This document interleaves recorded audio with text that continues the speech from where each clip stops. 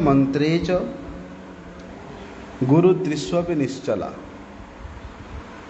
न व्यवच्छिद्यते बुद्धि तस्य सिद्धिर अदूरतः।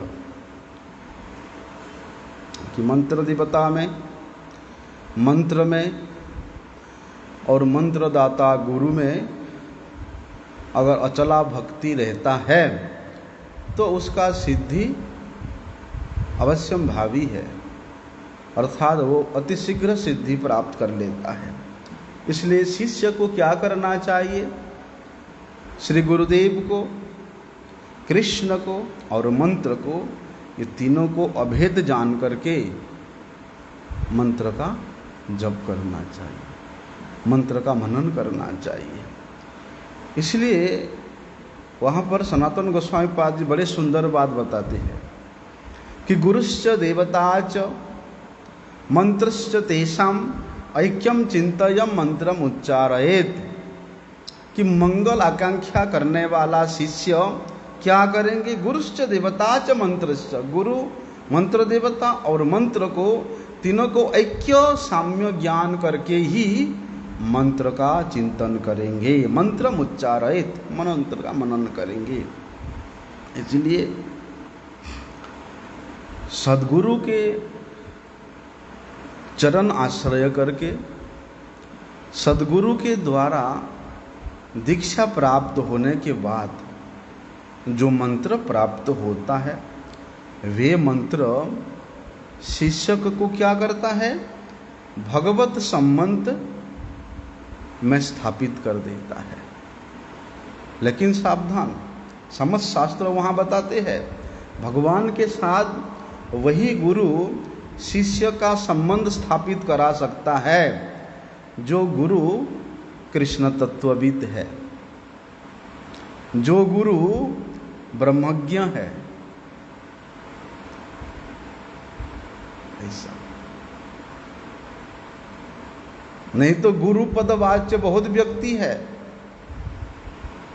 वैसे उनमें अगर किसी प्रकार का गुरुता नहीं है, उनमें एक सरल, रसिक, निष्कपट, सुचरित्र गठन करने का स्वयं का उसमें कोई औचित्यता नहीं है, तो वे व्यक्ति कभी भी शिष्य का भगवान के साथ संबंध स्थापित नहीं करा सकता है।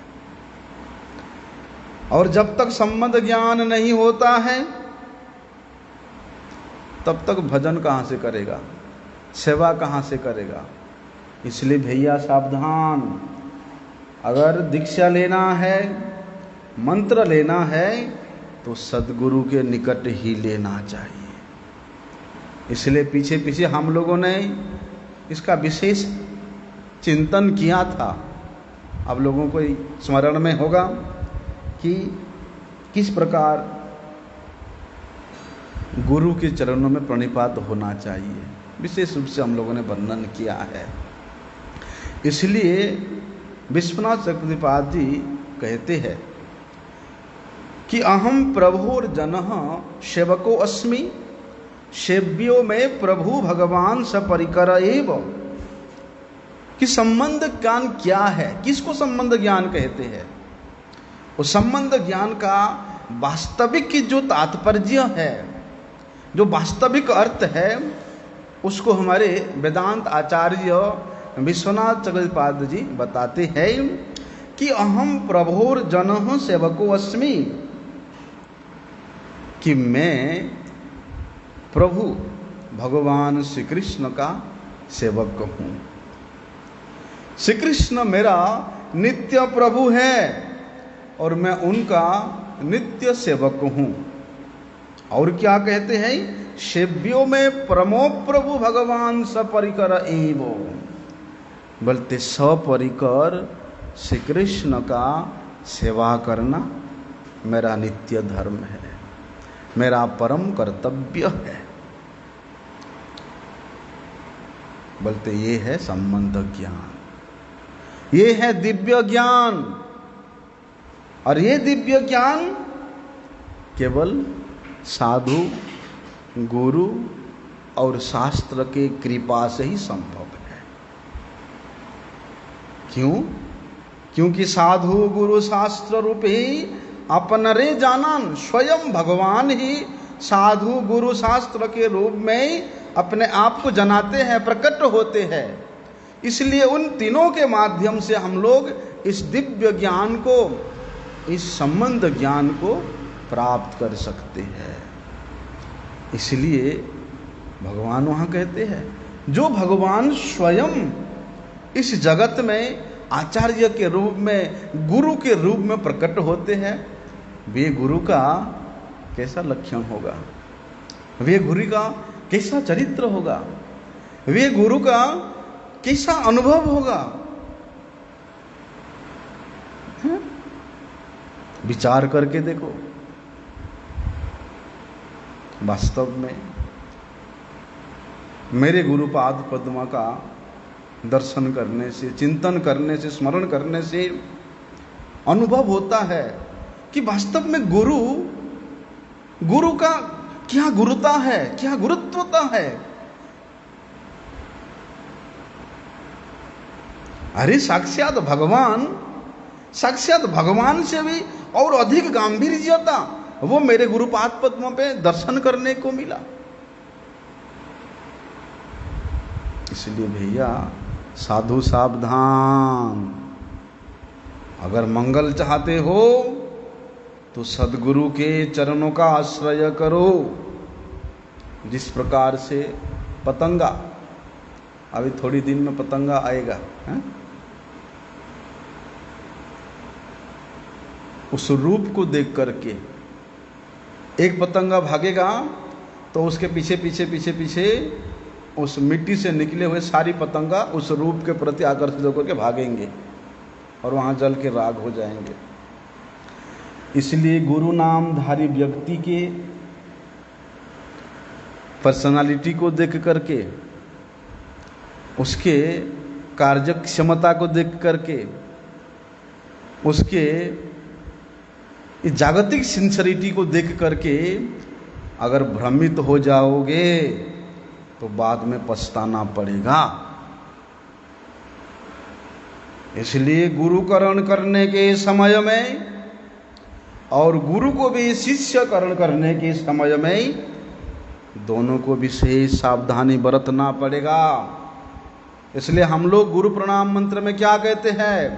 अज्ञान तिमिरांधस्य ज्ञानांजन शलाकया चक्षुरुन्मीलितं येन तस्मै श्री गुरवे नमः। बोलते जिन्होंने भगवत ज्ञान प्रदान करके जीव के अज्ञान अंधकार चक्षु को दिव्य ज्ञान प्रदान करके उन्मिलित करते हैं, मतलब जिन्होंने उस भगवत ज्ञान का विशेष भंडार अपने पास रखा है, वही तो भी भगवत ज्ञान प्रदान कर सकते हैं। और जो स्वयं इस अंधकार में पड़ा हुआ है, वो गुरु नामधारी व्यक्ति कैसे हमारे दिव्य चक्षु उन्मिलित कर सकेगा? है? कर पाएगा? असंभव है। इसलिए ऐसे श्री गुरुदेव को हम बार बार प्रणाम करते हैं। किसको कहते दीक्षा? जिस मंत्र के महिमा हम लोग श्रवण कर रहे हैं, वो मंत्र दीक्षा के समय प्राप्त होता है। लेकिन दीक्षा कहते हैं कि इसको, वहां कहते हैं कि दिव्यम ज्ञानम यतो दद्यात् कुर्याद पापस्य संक्षयम तस्मा दीक्षेति सा प्रोक्ता देशी के ही तत्व को भी देही।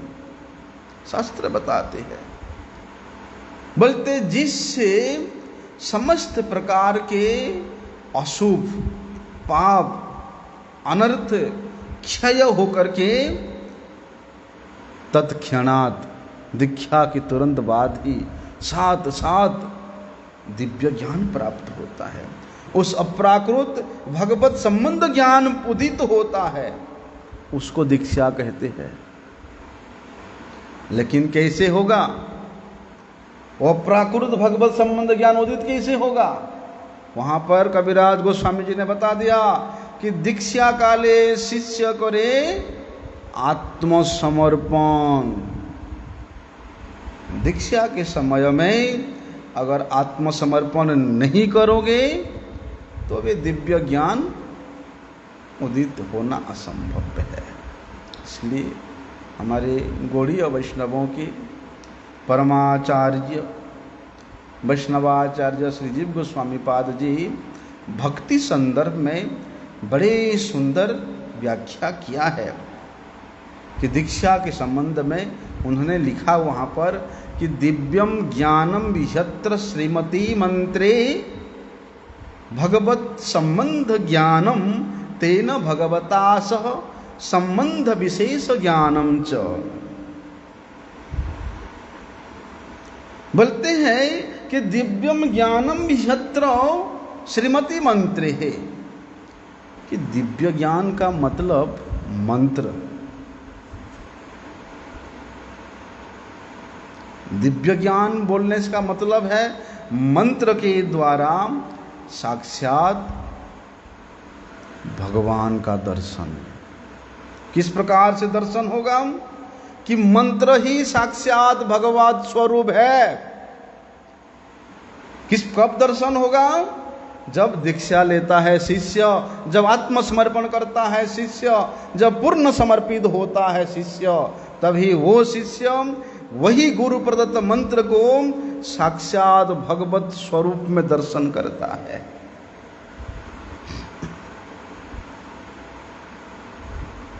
इसलिए वो मंत्र का मनन करने से, वो मंत्र का भगवत स्वरूप जान करके चिंतन करने से तो भगवान के साथ विशेष रूप से वे संबंध में संबंधित होता है। वे संबंध ज्ञान उसके हृदय में प्रस्फुटित होता है। जितना प्रस्फुटित होता है, जितना वे निष्कपट होकर के मनन करते जाता है, वे संबंध ज्ञान उतना प्रगाढ़ होता जाता है, उतना मजबूत होता जाता है। इसलिए भैया मंत्र मननेन त्रायतेज, मनन के द्वारा, चिंतन के द्वारा जो जीव का तारण करते हैं वे मंत्र किस प्रकार है? भगवान के नामात्मक है, भगवत नामात्मक है। इसलिए वहाँ वर्णन किया है।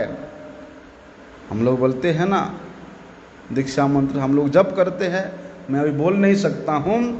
बोलते हैं भगवत नाम के साथ जब चतुर्थी विभक्ति का वहाँ सम्मिश्रण होता है तब वहाँ नमः शब्द का योग होने से वे प्रणव होता है, यहाँ बीज के रूप में वे मंत्र रूप में प्रतिष्ठित होता है। मैं इसका खुल के व्याख्या अभी नहीं करूँगा क्योंकि वो अधिकार से ऊपर की बात है। इसका पुराणों में जो व्याख्या है उसको हम लोग श्रवण कर सकते हैं, लेकिन मंत्र का जो व्याख्या है ये तो मनन के द्वारा ही साधक के हृदय में अनुभव होता है और वे अनुभव को गुरु के अलावा और किसी के पास नहीं बोला जाता। इसलिए पुराणों में मंत्र शब्द का क्या अर्थ है उसको वर्णन है कि अहंकार मकार स्यात् नकारस्त विशेषक तस्मात् तो नमसा क्षेत्रे स्वातंत्र्यम प्रतिसिध्यते। वहाँ पुराणों में, पद्म पुराण में मंत्र का इस प्रकार वर्णन है। नमः, प्रेम मंत्र में नमः शब्द लगता ना, नमः इस शब्द का अर्थ पहले हम लोगों को समझना पड़ेगा। वहाँ पुराण में कहते अहम स्कृति ही मकारः स्यात् नकारश्च निषेधकः। नमः में जो म शब्द है इसका मकार का सीधे सीधे अर्थ है अहंकार कि मम शरीरम मम भोग्य वस्तुकम, सब कुछ मेरा मेरा मेरा मेरा मेरा मेरा, इस प्रकार का जो भाव है वो है अहंकार का सूचक। तो मोह, तो नमः नकार उसका निषेधक है। मतलब नमः नहीं रे भैया, तेरा नहीं है कुछ। नमः का मतलब तुम्हारा नहीं है कुछ, तुम जिसके लिए इस मंत्र का उच्चारण किया वे सब उसका है। अर्थात जहाँ पर जीवों का संपूर्ण स्वातंत्र्यता एकदम समाप्त हो जाता है, तब जाके वहाँ नमः शब्द प्रयोग होता है। और मेरा मेरा मेरा मेरा बोलते रहोगे और नमो नमः बोलते रहोगे तो कोई फायदा नहीं होगा। स्वयं की स्वतंत्रता को वहाँ परिपूर्ण रूप से निषिद्ध करता है नमः शब्द। इसलिए तस्मात्तु मनसा क्षेत्रे स्वातंत्रम प्रतिषिध्यते। नमः शब्द उच्चारण करने मात्र से जीव का स्वातंत्र्यता उसके हाथ में नहीं रहता, वो फिर गुरु का हो जाता है। इसलिए गुरु मंत्र में हम लोग जो मंत्र जप करते हैं उसके अंतिम में नमः है ना। मैं उच्चारण नहीं करूँगा, उस मंत्र के अंतिम में नमः है। मतलब हे गुरुदेव, मैं अपनी स्वतंत्रता को आपके चरणों में समर्पित कर रहा हूँ। अभी आपकी जो इच्छा वो कर सकते हो। मेरा मुझे आप रक्षा करना चाहते हो तो रक्षा कर सकते हो, मारना चाहते हो मार सकते हो। मार बीरा कभी जो इच्छा तुम्हारा, नित्य दास प्रति तू अधिकारा। जनक जननी दैत तनय, प्रभु गुरु पति तुहु सर्वमय। कि हे गुरुदेव, आप ही मेरे सर्वस्व हो। इस प्रकार के समर्पण होता है उस गुरु मंत्र में। केवल गुरु मंत्र को जप कर लेने से नहीं होगा, समझना पड़ेगा, उसका अर्थ को अनुभव करना पड़ेगा। इसलिए जब तक गुरुपाद पदों में समर्पित नहीं होंगे, यह मंत्र का वास्तविक अर्थ जीव के हृदय में कभी भी अनुभव नहीं हो सकता। इसलिए वहां शास्त्र कहते हैं कि भगवत स्वतंत्रो सौ तदा यत्तात्म जीवन तस्मात् स्वसामर्थ्यम वेधिम त्यजेत सर्वमशेषतः। तब जाके गुरु क्या करते हैं, उस जीव को, उस शरणागत जीव को सर्वतोभाव से भगवान के चरणों में समर्पित कर देते हैं। फिर तो वहाँ जीव का कोई स्वयं का सामर्थ्य, स्वयं के बल, वीर्य, धन संपत्ति के प्रति कोई और आस्था नहीं रहता। वहाँ आस्था रहता है तो केवल मात्र श्री गुरुपाद पद्म का। जैसे पहले जमाने में होता था दास, एक वर्ग होता है दास नाम से, उनका काम है दासत्व करना। वो उसको खरीद लेते हैं। जो महाजन गण है, क्या बोलते थे उनको, हाँ